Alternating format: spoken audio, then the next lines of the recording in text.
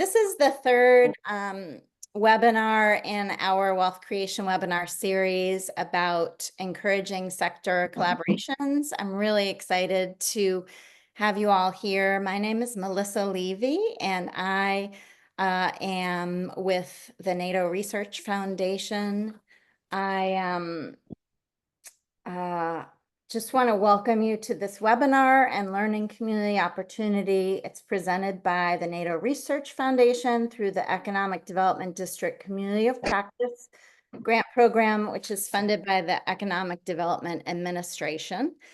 Just a couple of housekeeping things. You can see questions or comments can be submitted via questions or chat, however you want to do it. There will be a recording as it's being recorded, which will be available on the NATO website. There will be a post-webinar survey, which I'd love folks to fill out. It just helps me understand what's going well, what could be better, what kinds of things you're looking to learn about. And I am Melissa Levy. You're welcome to reach out to me with any questions, or if you want to chat or anything about wealth creation. That is kind of my wheelhouse at NATO. And yes, anyway, so just some basics about NATO and the NATO Research Foundation.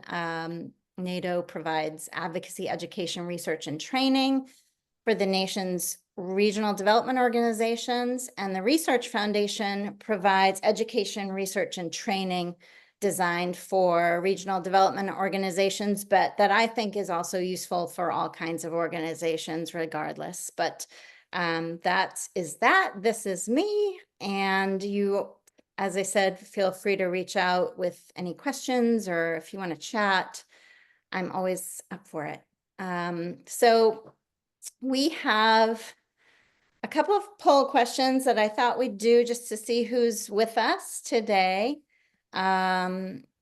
So I'm gonna let Dion take care of those, and just to see who's here, who's with us today. And yeah, anyway, if you want to just take a minute to do that. Excuse me. Excellent. All right. So perfect. I'm gonna, I guess, end the poll. Is that how we do this, Dion? Okay. So you can see we have it's a good mix of economic development districts or regional development organizations and nonprofits, with a little local, state, government, and philanthropic. That's great. Okay. And just to see where we are geographically, I always like to do this just to see where everybody's at. And a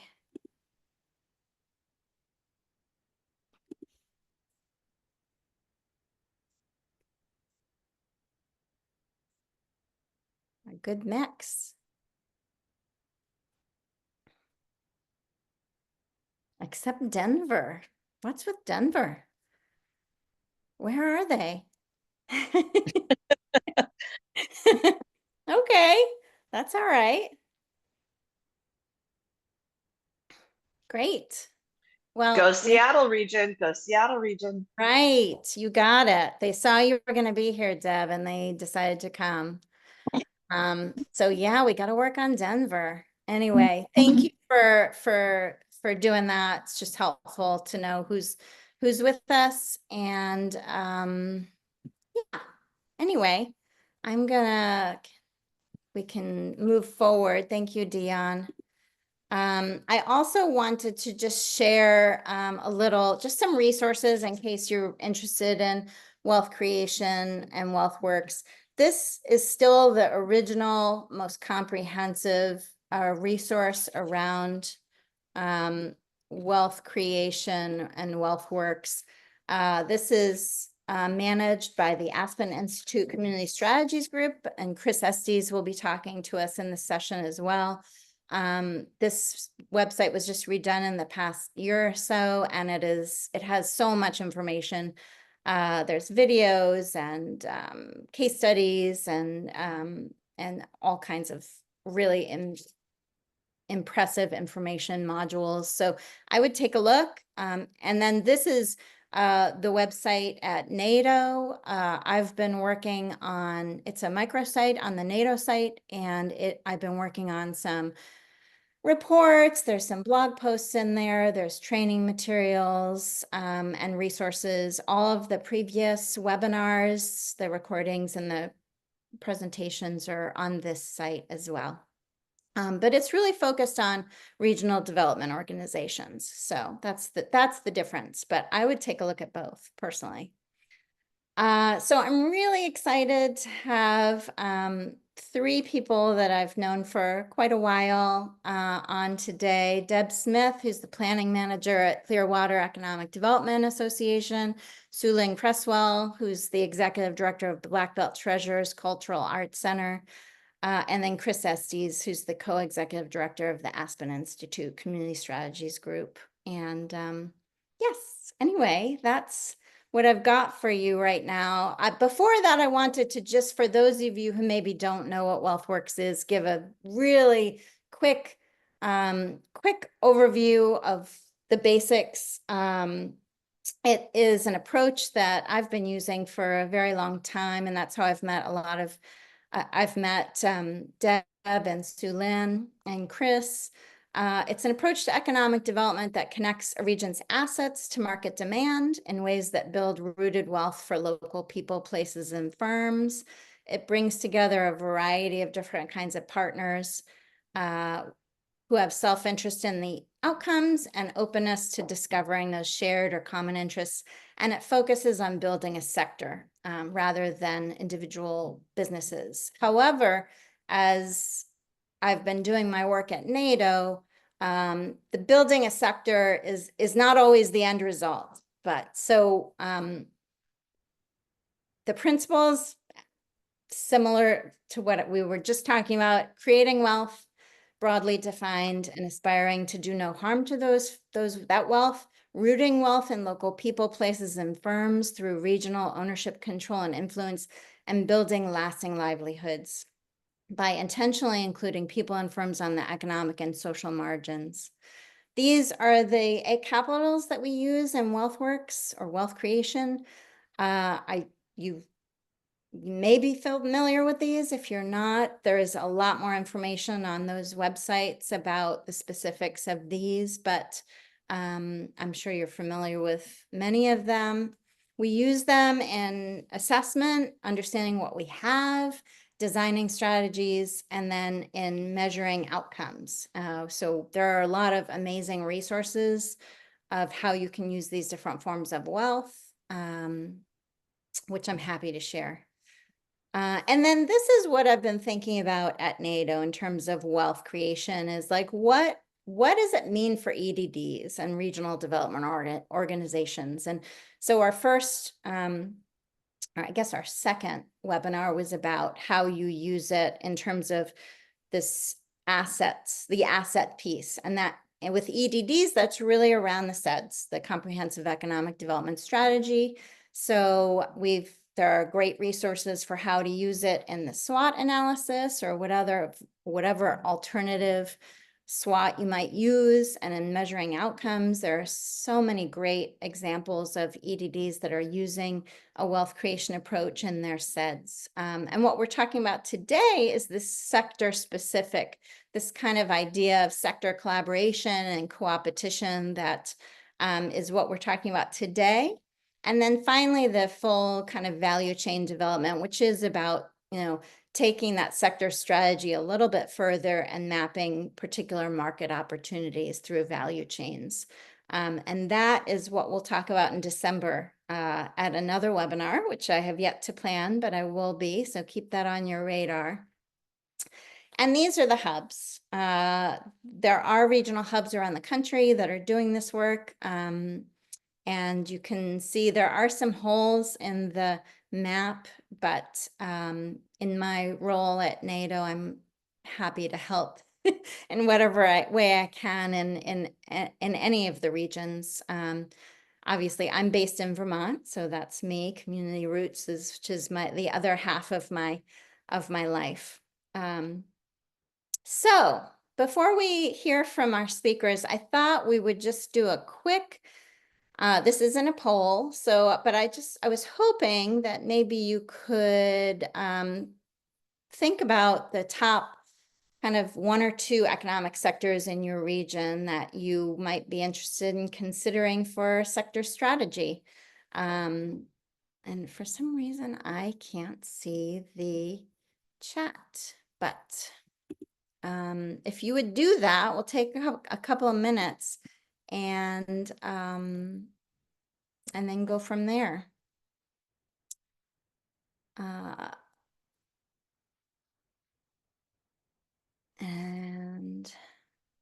Oh, chat, there we go. Okay, now I see it. Lovely. All right. I see forestry, mining, ag, healthcare. Good. I see healthcare a few times. Local food. Wow. Well, this is great. Manufacturing and agriculture, oil and tourism. That's an interesting combination. Great. Well, thank you guys so much. I really appreciate that. Wonderful. Yeah, I just thought we'd start by kind of having you all reflect on that. So, great. Well, keep them coming if you want to, but I'm going to keep us moving in the interest of getting you out all on time. So first we've got Deb Smith, who's the planning manager at Clearwater Economic Development Association in Idaho. I will let her kind of introduce herself, but I'm gonna stop talking. Deb, thanks for Hi, joining us. I really appreciate it. you bet. Thank you for having me. I am Deb Smith. I'm a planning manager for Clearwater Economic Development Association. I've been with the organization for almost 16 years now. We are located in north central Idaho, so we are very rural and sometimes even frontier. We have a very large district. We run on our east side. We border Montana. On our west side, we border the state of Washington. So we have a lot of space that we cover, primarily manufacturing, metal manufacturing. We are the aluminum jet boat building capital of the world. We ship out all around the world. So we've got a lot of different sectors. But I guess, Melissa, I'm here today to talk about our WealthWorks and how we apply that to our burgeoning wine industry. So do you want me just to dive in, or do you have questions, or just dive in? All righty.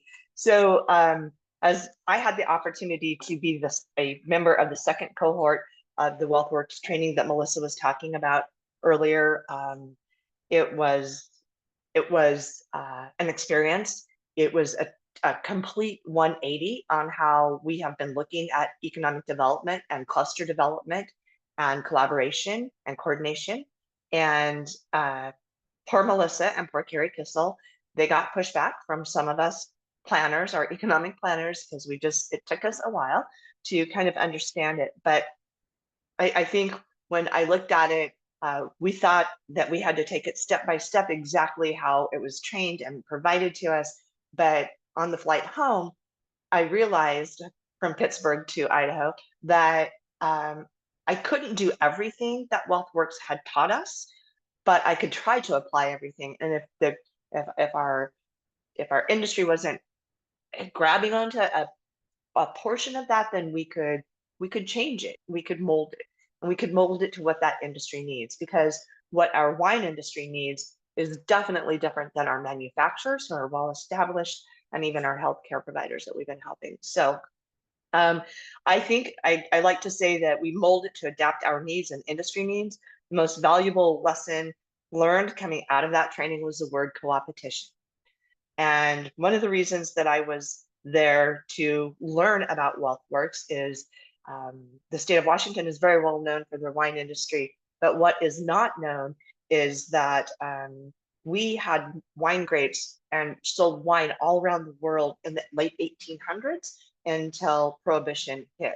Prohibition started in Idaho 10 years before it was accepted nationwide, and they had pulled most all of our vineyards and replaced them with orchards with fruit trees. Two winemakers and vineyard owners. They both owned a vineyard and winery, and one vineyard was very well established. One of the grapes had been there in the 1800s and was still there. They came to us and said they would like to do a feasibility study, which we were able to get funding for, and then grow from there. The feasibility study indicated that we had the perfect soil throughout what we call the Lewis Clark Valley AVA, and it's a pretty big AVA or small AVA, I guess, compared to those in California. But we had, I think it was two vineyards or three vineyards and four producers, and they all didn't like each other, and it was very hard to get them at a table together. And if it hadn't been for WealthWorks, for me to come back and to convene them and say, okay, here's the scoop, people. We have to have co-opetition. You may be competitors, but if you do not cooperate in this industry, we're never going to make it, because we have to have a united front to attract those investors, to attract people who want to move out of California and those fires to Idaho to maybe do what they do down there. Of course, now we have fires too, but so I mean, we have grown quite a bit. We now have 9 wineries, 16 vineyards, three downtown tasting rooms. We have wine tour companies and we encompass more than 100 acres of grapes, and we grow 20 plus different varietals. We are pretty proud of how we've grown. It hasn't been easy. I can tell you those first few meetings when I convened them and tried to explain why we all needed to row the boat in the same manner, they sat like this and arms crossed and didn't want to really say much. I did learn though to start having those meetings about 4 or 4:30 and invite each one of the producers or winemakers to bring a bottle of wine to share. So opening the bottles kind of opened them up, kind of helped remove those barriers. But it was, I think once that we could talk to them and make them understand that you don't have to like one another. And I guarantee you there 2 or 3 of them would not talk to each other outside of that meeting. So I think we've softened them. We have seen them come together. We've had winemakers go in together to order barrels at a larger volume so they could get a lower cost on those. They've done that with several different products. I think also by using WealthWorks, we were able to herd the wild stallions and bring them in. But then also our other industries that were those supplemental industries, they recognize that, wow, these guys have really pulled together and we can join them and we can pull together too. The popularity of the wine industry has in turn increased the appetite for good food and tourism experiences. To meet this demand, the hospitality of our state college, Lewis Clark State College in Lewiston, has blossomed with culinary and wine and a new hospitality management degree and food and beverage management as well. And then I also want to say that we've had cruise ships coming into river cruise ships coming into Lewiston, Idaho, which is the farthest inland port on the West Coast. It comes from the Columbia River to the Snake River. These cruise boats would come in, go out. We really wouldn't see much revenue from them. It didn't have that economic infusion that we were hoping for. Once this AVA was designated and we could market that to those cruise ships specifically, trying to get those wines on those boats as they're coming down to see us. It took us a couple years, but now we have winemakers who join the boat. They get on the boat about 200 miles upriver from us or upstream from us, and then they share their wine with them and they share how their winery started. And we have 2 young people who have started their own on the ground wine tours and try to connect with the cruise lines to get that. So That has really been a boon for us. I just recently spoke with two of our winemakers and vineyard owners, and they tell me now that over 60 to 70% respectively, their wine club members are members now that have came from the cruise ships as they've visited. They love their wines, they signed up, and they ship out every year or twice a year when they send their clubs out. It also has increased our airport counts. The cruise ships used to come in, spend 2 or 3 nights, turn around. It was a 7-day trip altogether. Now they are loading passengers in Portland. They come down, those passengers get off. They spend a couple nights. They often spend the night in Lewiston, and then they fly out the next morning. Before those boats leave, the flights come into Lewiston with those passengers who are getting on, and then they go back and fly out of Portland. So we have seen room nights increase. We have seen our airlines and our airport profit from this. The airport just recently dedicated space specifically for those cruise boat passengers while they're waiting for transportation or waiting to board. And it's a very upscale area for them because these folks are paying a lot of money on these trips. So I had a couple quotes I wanted to use. Oh, I also want to share that we are in near tribal or within tribal boundaries of the Nez Perce Reservation, and the Nez Perce tribe, having seen what has happened, the growth with the wine industry, they have over 750,000 acres in our area. We have 750,000 acres in our area, and 13% of that is owned by the tribe. The tribe recently had a feasibility study done by the University of Idaho and found that planting their land in wine grapes would be more profitable than their land leases for alfalfa and hay.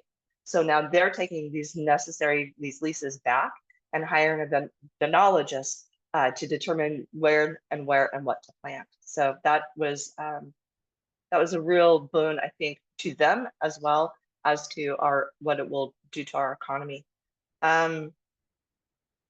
Let's see. I think the concept specifically about collaboration, co-opetition, and understanding value propositions, including self-interest, but also shared interest, that was really hard. I think, those of us who collaborate all the time, it's really hard to separate those two interests and learn that you can do both of them and be profitable. Again, I said, they don't like each other, but they don't have to. I do share, and I do this with several industries or any industry sector that we are working with to try to build and grow.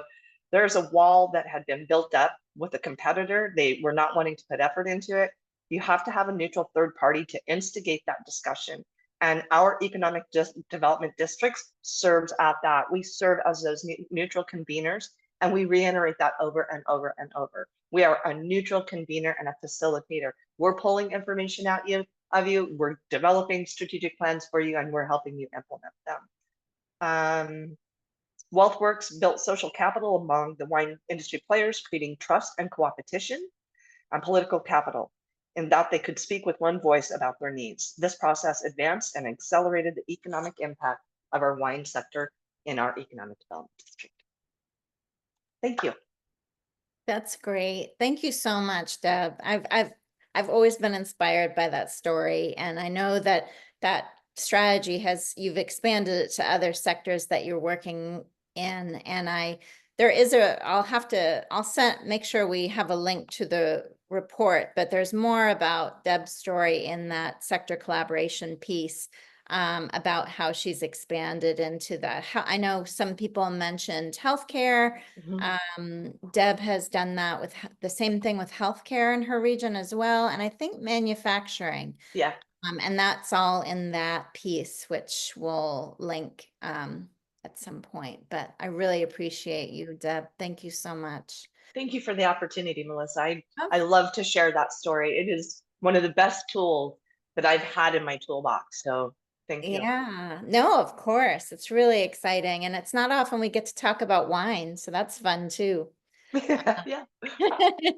And I think your point about separate, thinking about self-interest and shared interest it is really, right? We're trained not to think about self-interest, right? But ultimately, that's where a lot of business owners are, right? Yeah. So if you have to engage them through their self-interest and hope that they are interested in shared interest, right? And maybe Mhm. common interest, but that's really so I think we'll do questions after the 3 presentations, if that's okay. So, if you have them, you feel free to put them in the chat and I promise we'll get to them, or we'll try.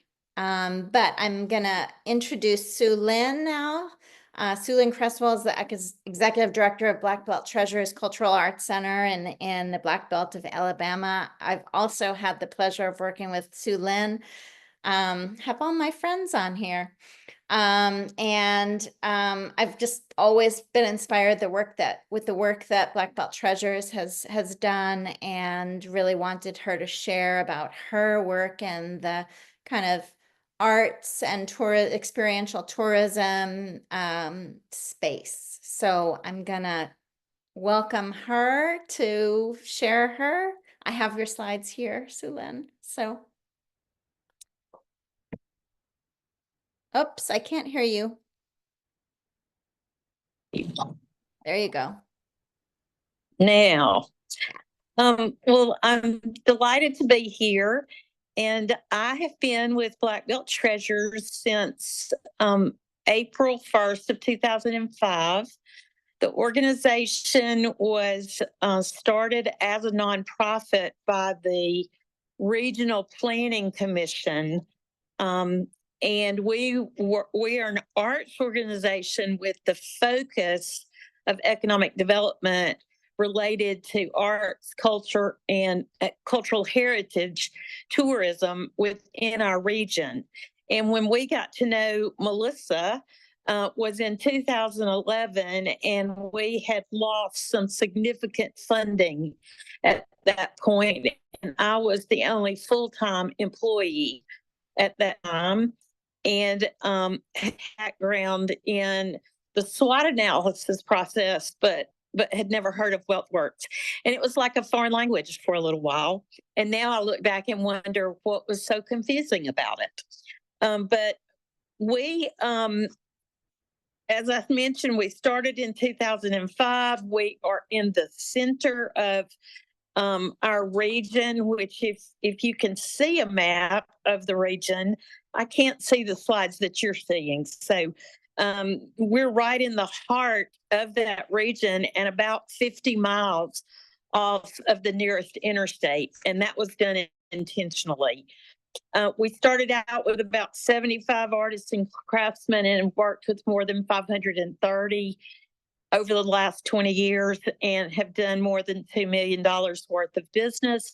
And the artists and craftsmen received 70% of that, of anything that we sell on a retail basis for them. We have visitors from all over the country and 30 countries across the globe, and averaging about 14,000 visitors a year.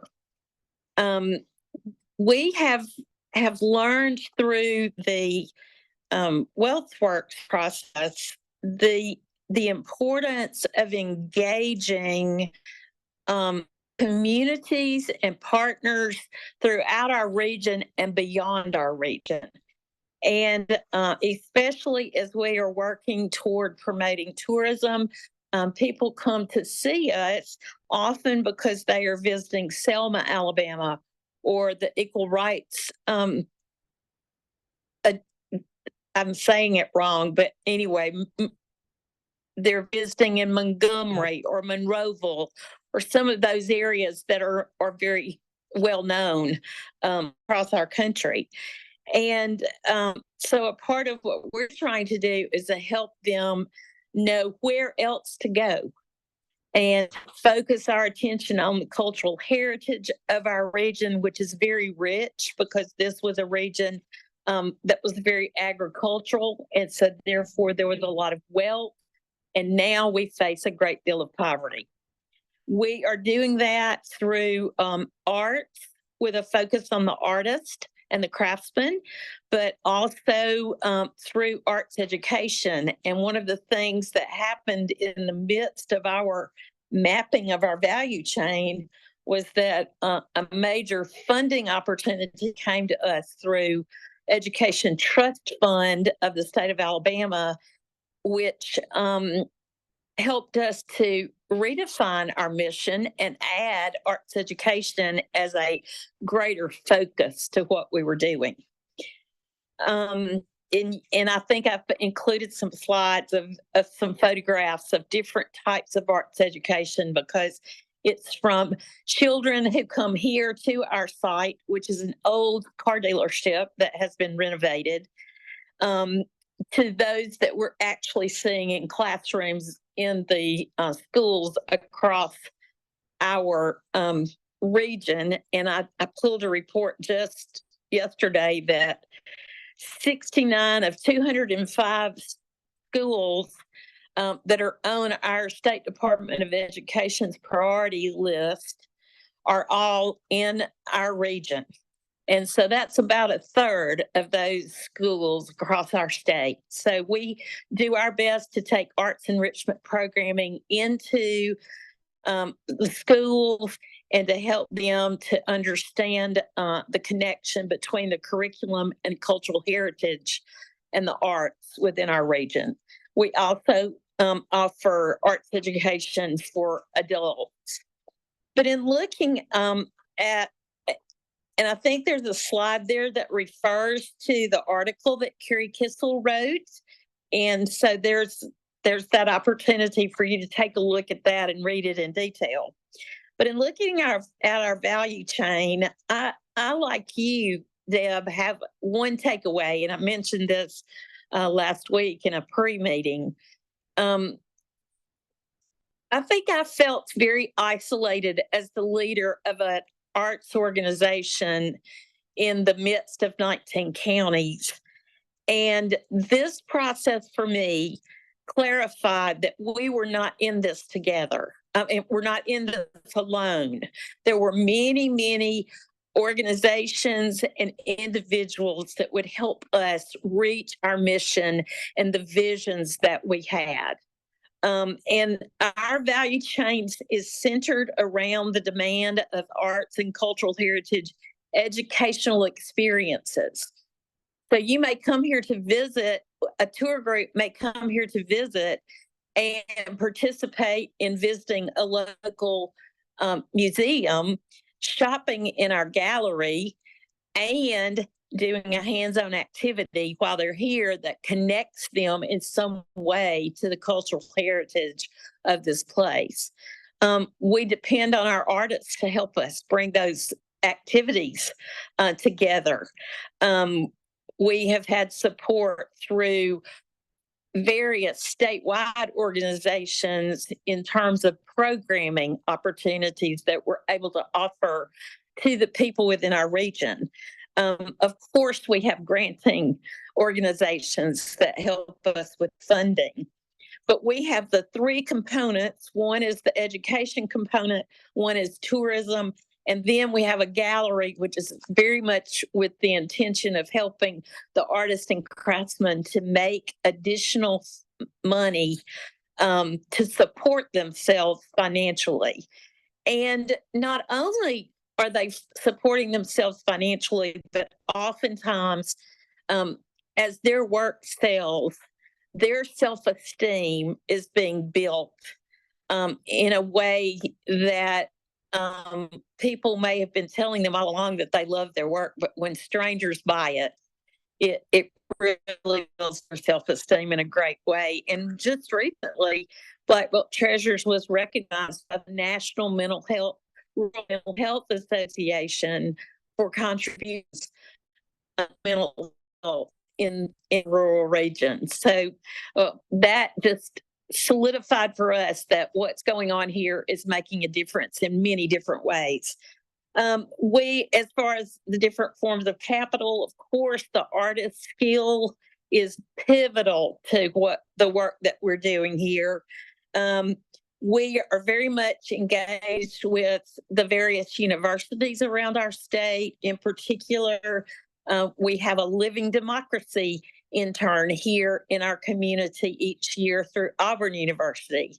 The University of Alabama has engaged its students by placing them here to help with community murals, and as a part of that, also a health care fair.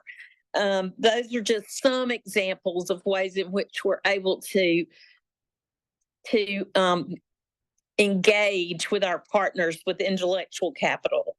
We have groups of people who gather here. Tomorrow morning, the room where I'm sitting right now will be filled with 10 or 15 ladies who are just bringing their various textile projects with them, and they work and they visit, and there are some of our best volunteers as a result of the engagement that they have in this location.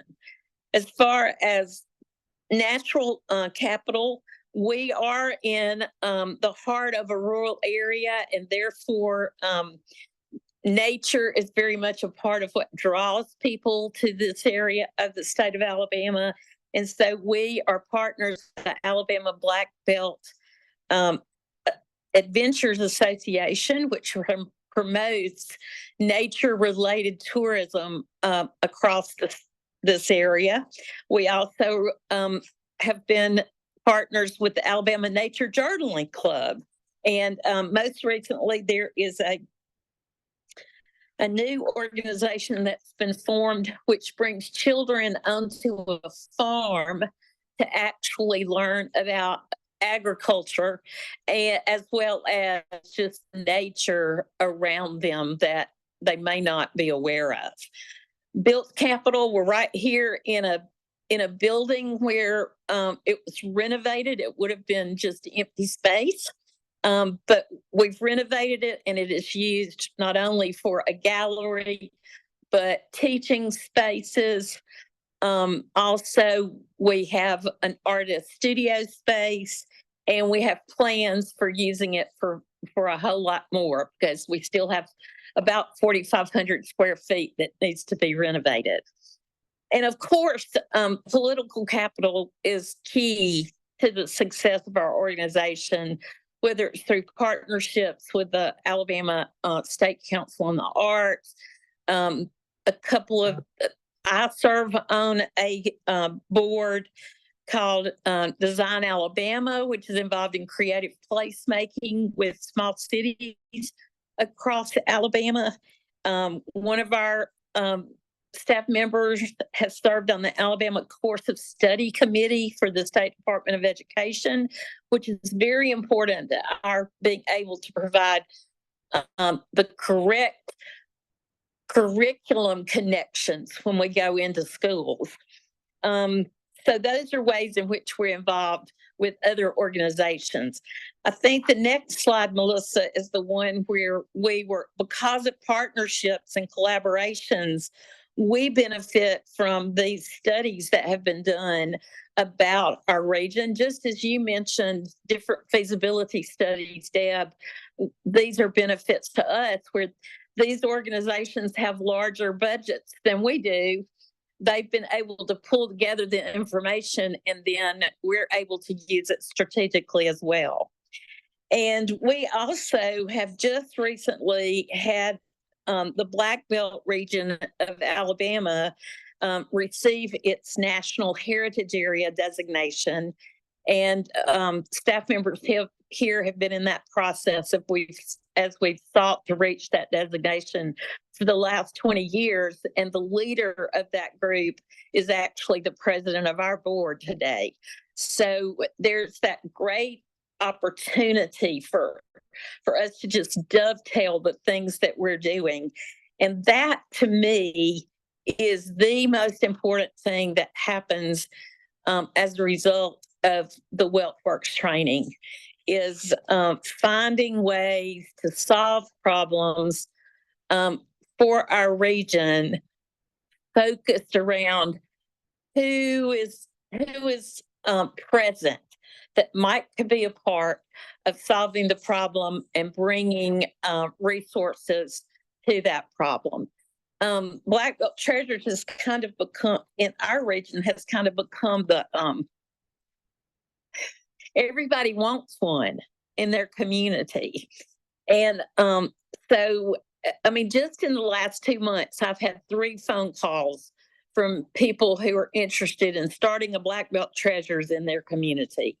Well, we can't go to all those communities, but we can be a resource for helping those communities identify ways to make something similar to this happen in their community, and we can do that through the WealthWorks process. So thank you for this opportunity, Melissa. Thank you. I didn't get through all these. Oh, there we are. The slides were beautiful. All these slides are going to be shared. So yes, and this is Sue Lynn and her information and Black Belt Treasures. Yeah, thank you so much, Sue Lynn. That's really, you've come so far. And it's so amazing the things that I've had the pleasure of being down in Alabama visiting Sue Lynn, not lately, but it was always so inspirational. And I don't know, I love art, so that's always fun too. And getting to meet so many of the components of that sector is exciting. So thank you so much for sharing that with us. So last but not least, we've got Chris Estes, who's the co-executive director of the Aspen Institute Community Strategies Group. I am gonna stop sharing so he can start sharing. Aspen CSG has been integral to the WealthWorks work since the beginning. And so kind of excited to see what Chris has to share, but they've been a key partner to NATO and to all the other regional kind of hubs around the country, and continue to promote WealthWorks through their work. So I'm going to turn it over to Chris. Thanks so much for being here, Chris. Thank you. And can you see the slides? I can. Okay, it's weird, like it's not showing me anything other than us. So, but I can see my other page, so I'm good. Thank you so much, Melissa, Deb, and Sue Lynn. Great to be on this with you all. And really great examples, I think, of several things that I'm going to try to hit the highlights of, as Melissa said, and she did a great job of laying out the history of WealthWorks. It's something that CSG has been a part of for more than 20 years. I recognized a few names on the call, but I'm also assuming there's some people who may not be familiar with us. So I'm going to attempt to sort of center WealthWorks in and how it fits into a lot of our other resources, and kind of make you all aware of other things that may be helpful to your work and some of the stuff that we're looking at going forward, and connect in some of the stuff you heard from Deb and Sue Lynn as well. So the Community Strategies Group is one of 25 what are called policy programs at the Aspen Institute. We were founded in Aspen, Colorado in the late 40s, moved and centered in Washington, D.C. early on in the 50s. Our work is really centered around convening folks doing the work in rural regions who, although we're not exclusively rural, we're really looking to work with people who are trying to do development differently from an asset-based, equity-centered local wealth creation approach. And it has a history of being very comprehensive. We've done work in 2-generation approaches, as well as things like WealthWorks and community capacity building throughout that work. We try to synthesize the learnings we get from folks, from practitioners in these convenings, and bring that voice forward, particularly to share that learning with other folks in the field, and particularly towards government and philanthropy, and how they can be doing a better job or a more effective job of investing and making funding available to folks doing this work. So again, not just exclusively rural, but we really center rural, because generally when you're talking about community economic development, if you don't, it gets sort of dropped out and less focused on, because There are just less infrastructure, it's harder to do, and less economies of scale. And so often people are drawn to the larger metro areas for their examples and focus. And as a personal background, I grew up in rural New England in the rural South and lived in 5 different states. And so to have my own sort of personal passion for that work and those communities as well.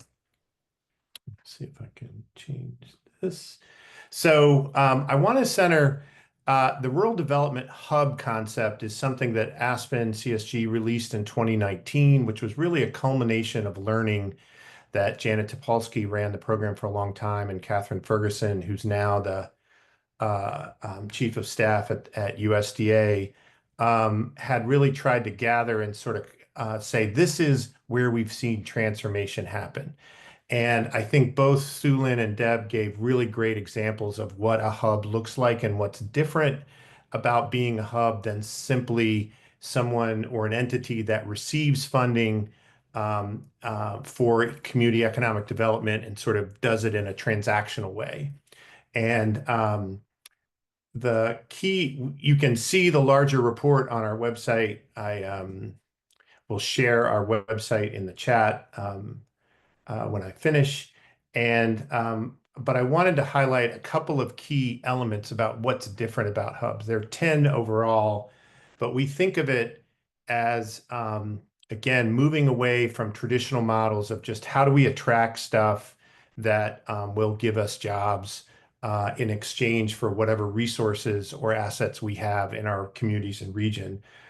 Really centering the way of working around collaboration, entities that are of their region, and really focus on building trust. And you heard, I think, from both of them, particularly Deb's work of bringing folks together who don't always want to work together, bridging issues and silos, take and tolerate risk, another key element in rural development. Often everything is centered on sort of financial modeling that is based on metro areas, and people continually downgrade the assets and overestimate the risk. And so which makes it very difficult for sort of government-backed entities to do a lot of risk-taking, but these groups doing this sort of hub-like work can be an element of that. And then analyzing the systems level and intentionally addressing the gaps in the systems. And I'll talk more about that. So Melissa showed you the slide of the and the reference of the capitals or assets, and we use those terms almost interchangeably. I wanted to highlight 2 things. One is, I think if you've never done WealthWorks, it's worth looking at as a way to bring people together to analyze your community from an asset perspective rather than a deficit perspective. In places that have been struggling and have, particularly over a long time, people are really good at knowing and talking about and identifying what's missing or what's wrong, and kind of default to the traditional things that are thought of as assets as the only thing we have going for us. And this, I think, process of and the depth and breadth of this can really drive people towards thinking and recognizing the things that are present in our community and our region that we hadn't always valued and understood. It also can drive towards, and we'll talk about this in a second, the outcomes that we measure. So for example, we often think about natural capital is really understood, and Sulin highlighted that in her piece as well. People often think about, and the title of this presentation is about wealth creation, and we think about that traditionally in like starting a business or owning a home. But part of that process is strengthening, for example, the financial assets or capitals in your community, which can be people's access to participating in investing, which if you compare that strategy to home ownership, is a far greater return on investment for people in terms of wealth creation. And the people's ability to access retirement savings. Like, these can be strategies to build wealth in your community that aren't necessarily part of a traditional value chain in economic development, but can be huge for building wealth that stays in your community and changing the trajectory of people's lives. I will talk a little bit more about sort of how to think about those first two strategies, entrepreneurship and homeownership, in a second. So Melissa highlighted the value chain process, and both Deb and Sue Lynn mentioned that, so I won't go into it, other than again to highlight the gauging the wealth building impact. What you measure is really important. And we all understand that often funding from the state, from the federal government, from foundations comes with a set of metrics that are usually more output oriented. And one of the challenges in rural and just less populated areas is that measuring outputs almost immediately puts us at a disadvantage because the scale of our communities are just not going to produce the same numbers if you're just looking for volume. But what we really want to drive towards is transformation and what we like to think of as well-being. How are we improving the lives and the well-being in our community? And that's where driving towards percentage change as one strategy can be very important. And thinking holistically about the benefits of strategies. Sue Lynn again mentioned mental health. Often, again, rural development devolves towards job creation, increasing the tax base, because that's the deficit that we fixate on. But this understanding how all this stuff can fit together towards a better measurement of well-being is important. It also puts your focus on the people in your community who should be receiving those benefits, rather than a fixation on how do we get more people to come, or how do we draw, and so that our measurement or our outcomes are on the visitors, which obviously is an important part of a development strategy. But if the benefits of that strategy are not really flowing to your own residents, then you may be missing opportunities for improvement. And again, so that's where that measurement and gauging is bigger than just how do we count stuff. This is the Thrive Rural framework that Aspen CSGs has developed, ultimate outcome. And I'm just going to touch on this because this is a way for you to get more resources on some of the things we've talked about today, in addition to what's in WealthWorks, because they're interconnected. But it was a community of practice with multiple stakeholders and practitioners over several years of work that this framework was developed. And it has two parts to it.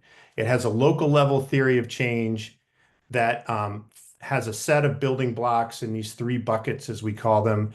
And this is stuff that's within what we would call the line of sight of people working at the community or regional level. I would just highlight this bucket right here, strengthening local ownership and influence, which obviously ties directly to a lot of stuff we've talked about. Each of these building blocks are a page on our website that has the research behind it, why it's valuable and important, and resources that we've developed ourselves, as well as share resources from other organizations and folks in the field.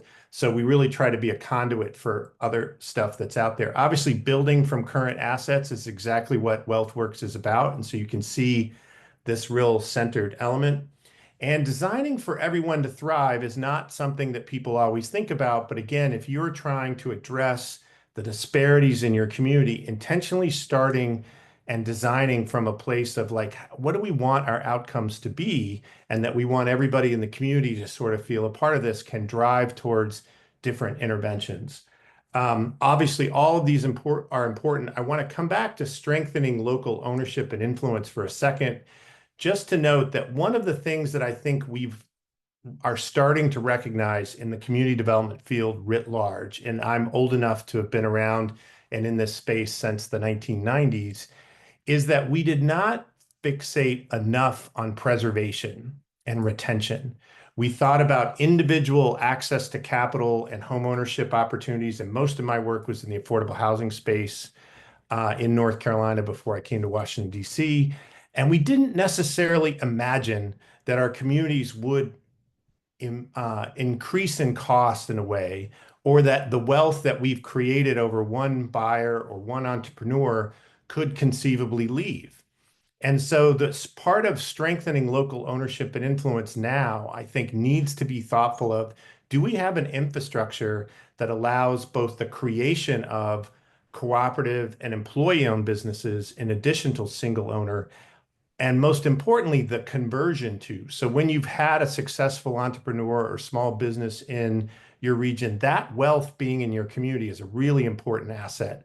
And smaller places, less populated places don't have the luxury of new businesses being created and retained all the time. In fact, most of our experience is people from outside the community owning the retail establishments and the restaurants and major employment.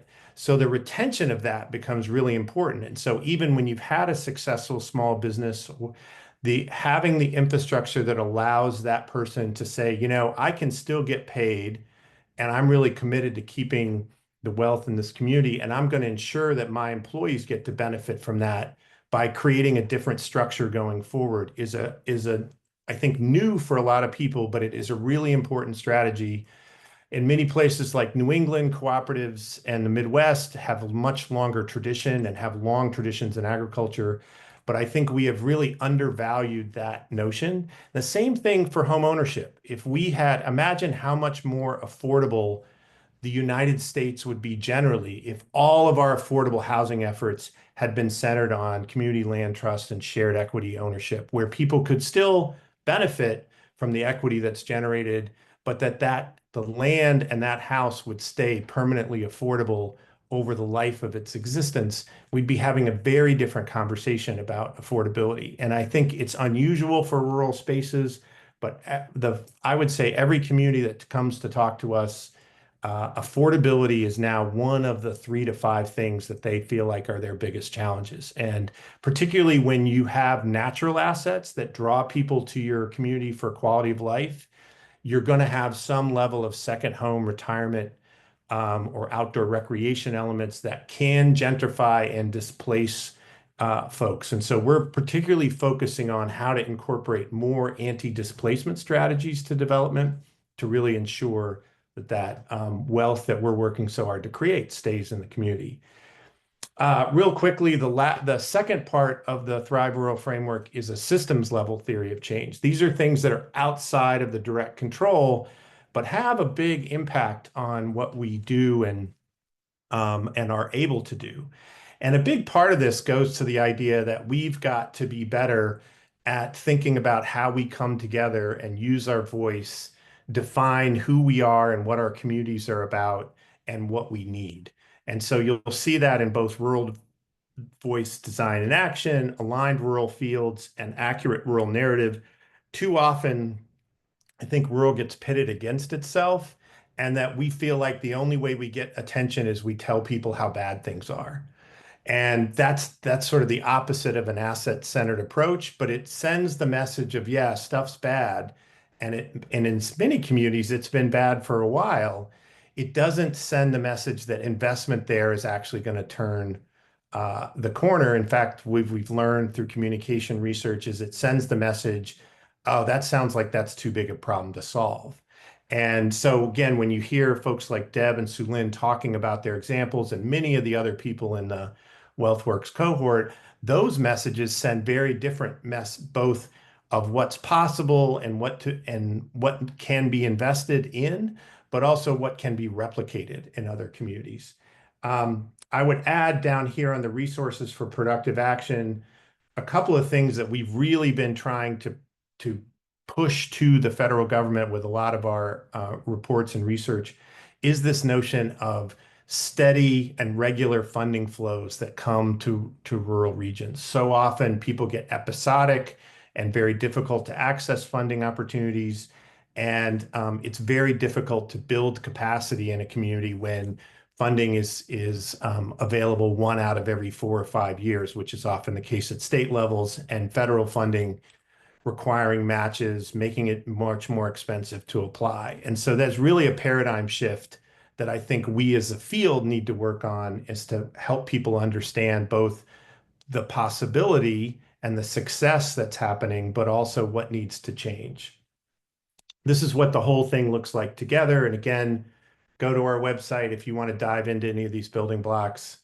I will highlight that we have other reports about how to measure success in rural, which is probably our largest piece. There's stuff on outdoor recreation and natural disaster. We just recently did a piece about how to better align health and rural development fields. And then we're actually working with Melissa herself on a report who she's helping us write of how to, what is it like, what will it take to implement WealthWorks locally with this orientation towards well-being? And that will be the next piece that we'll be releasing this fall. I will add that this notion of health and development is a big one for rural places, because I think health is one of the trade-offs communities sort of felt like they had to make to be successful and competitive economically. And we're all, many places around the country, facing some of the challenges and externalities from that history of whatever was extracted or how things were produced. We've got environmental justice issues, we've got health issues in communities.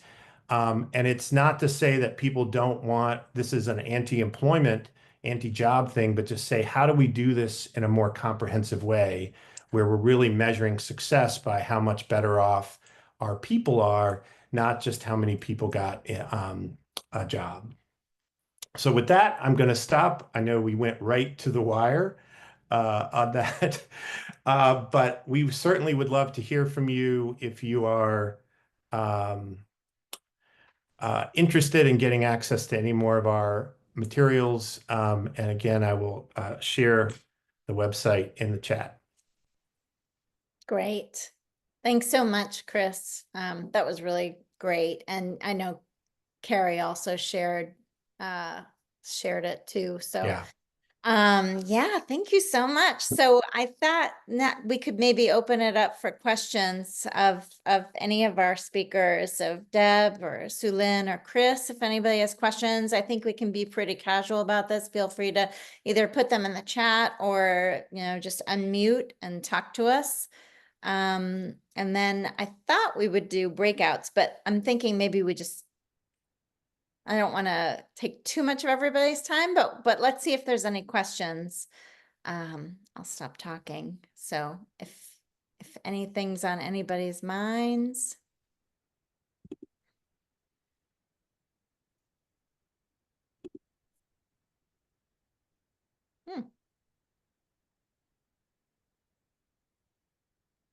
Okay. Well, feel free to, again, put anything into the chat or, oh, there's a question. Hi, Chris, do you have any resources for the anti-displacement strategies you referenced? So we're in the process of developing that now, and we'll probably be trying to build out some of that on the existing resources that I referenced, particularly the framework building blocks. We have a sibling program at the Institute called the Financial Security Program that has developed a sort of new wealth agenda, and we're trying to talking about working collaboratively with them about how to get these resources out. I would expect our next report will really be centered around anti-displacement in a more specific way. We have some of the resources, particularly in the outdoor recreation report, because that's often a driver of displacement. So if you look at that piece that I referenced, mapping a new terrain, you'll see some of the resources there, both around community land trusts and organizations like Grounded Solutions, which is the national network, Inclusa, which is the National Cooperative Association, and the folks doing employee-owned ESOP operation and how they're trying to facilitate that. There are also some good state examples. I know Colorado in particular has a state office that focuses on providing resources and support for folks trying to design businesses or convert businesses to these models. It's been an interesting political sort of opportunity where some of the more conservative state legislators and the more liberal state legislators have come together to sponsor legislation in multiple states, including Washington State most recently, to try to support more of this work. So it's been a nice thing to see folks on both sides of the aisle seeing it as a good strategy for their communities. But happy to share more.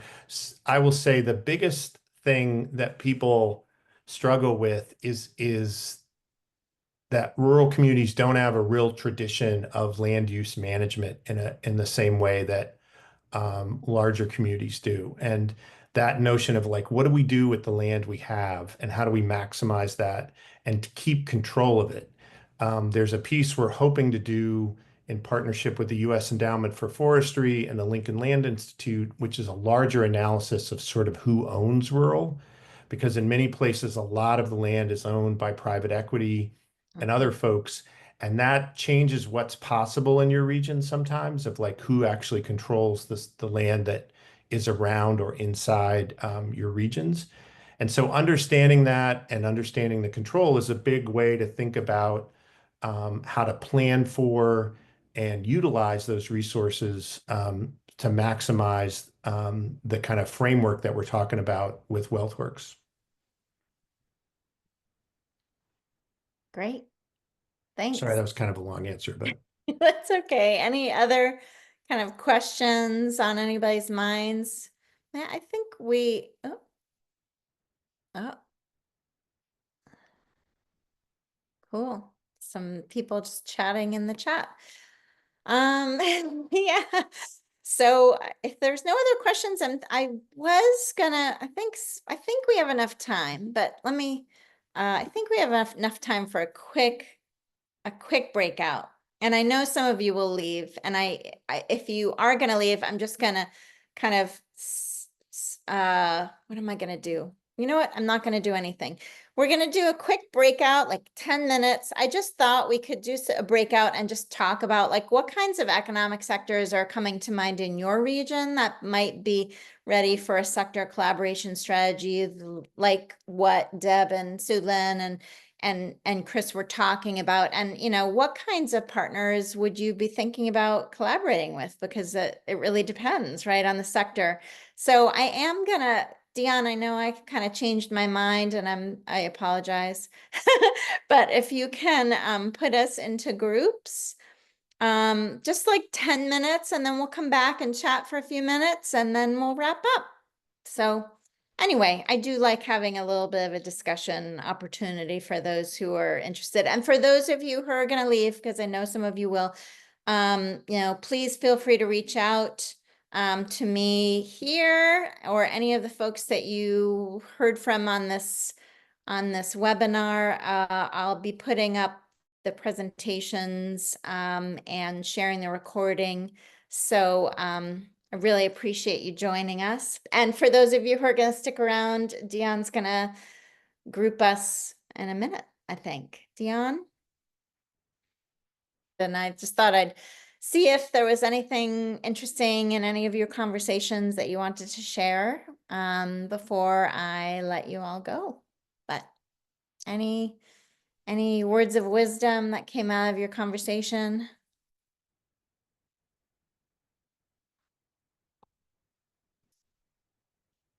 Well, we appreciate each other Yes. and what we learn from each other. Aw, thank you. Aw.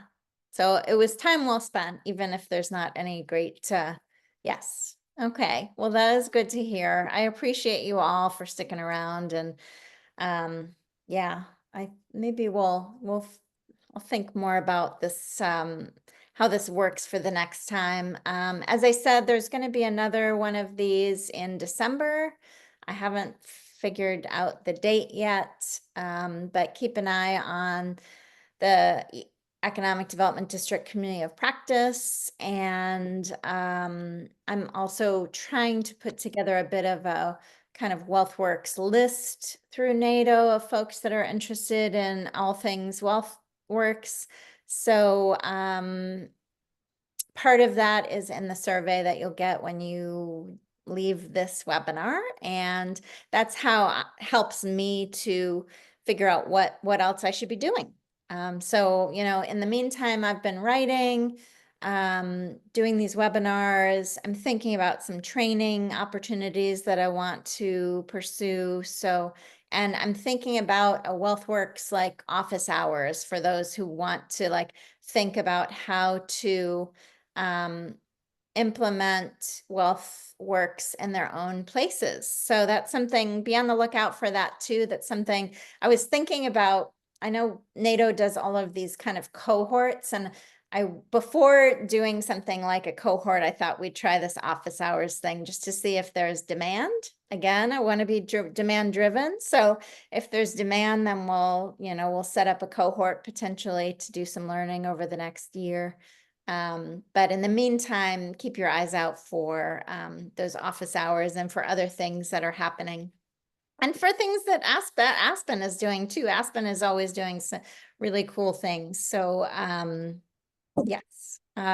So anyway, there's also NATO News, which is another way of finding out about all things wealth creation and all things NATO too. And happenings with the community of practice, which is wealth creation and beyond. So and this is me. So feel free to reach out if you have any questions or want to chat or want to kind of start the office hours early. I'm happy to chat anytime. I really appreciate my speakers today, Deb and Sue Lynn and Chris. Thank you so much for being here. It was lovely. And Dion, thank you so much for your help with this. As always, he has been indispensable to helping to put these on. So thank you, Dion. And thanks for those of you who stuck around with us. And I hope you have an amazing day. Thanks again. Bye. Thank you. Thank you. Yeah. Thank Absolutely. you. Great to see everybody. And yes, thanks, ladies. Much appreciated. All right. Thank Bye, you, everybody. Thank you. All right.